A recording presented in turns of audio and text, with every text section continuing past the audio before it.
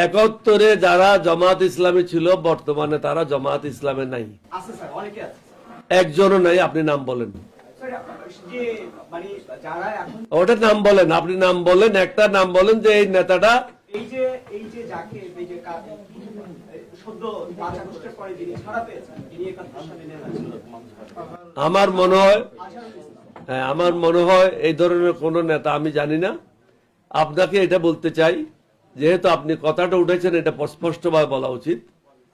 1991 সালে বিএনপি যখন ক্ষমতায় আসে, বিএনপির আসন সংখ্যা কম ছিল ক্ষমতায় আসার জন্য। যে আসন পেয়েছিল এই আসন নিয়ে সরকার গঠন করতে পারত না।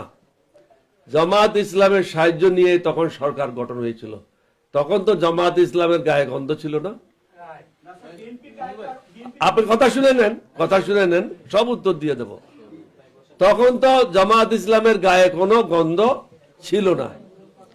এরশাদ বিরোধী আন্দোলনে 3টা জোট ছিল। একটা ছিল 7 দলীয় ঐক্য জোট। প্রথম যখন গঠিত হয়, এটা চেয়ারম্যান ছিলাম আমি 7 দলীয় ঐক্য জোটের। বিএনপির ছিল 14 দলীয় ঐক্য জোট, জামাত একটা আলাদা জোট। এই 3টা জোটের মধ্যে নিয়মিত মিটিং হতো।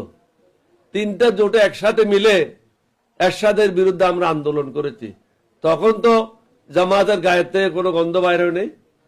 তারপরে আসেন 1986 সালে আওয়ামী লীগ এবং জামাত মিলে এরশাদের সময় নির্বাচন অংশগ্রহণ করে তারা সংসদে গিয়েছিল। তখনও জামাতের গায়ে গন্ধ ছিল না।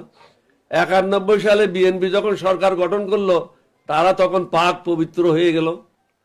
96 সালে জামাত এবং আওয়ামী লীগ মিলে বিএনপির বিরুদ্ধে সংগ্রাম করলো অন্তর্বর্তীকালীন সরকার করার জন্য বা কেয়ারটেকার সরকার করার জন্য। তখন তো ওদের গায়ের থেকে একদম খাস সুগন্ধি বেরোচ্ছিল। তখন তো কোনো অসুবিধা ছিল না। তারপরে বলেন, পিছন থেকে কথা বললো না, আমি এরকম অবস্থায় পৌঁছি নাই যে আমি কথা ভুলে যাব। যখন যাব তখন কথা ভুলে গেলে আর সভাপতি হিসেবে কাজ করব না।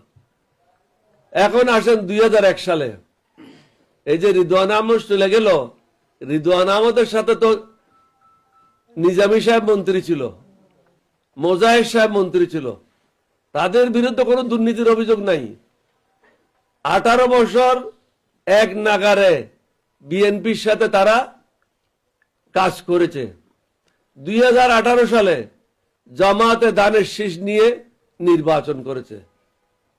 তাহলে আওয়ামী লীগও তাদের সাথে কাজ করেছে, বিএনপিও কাজ করেছে।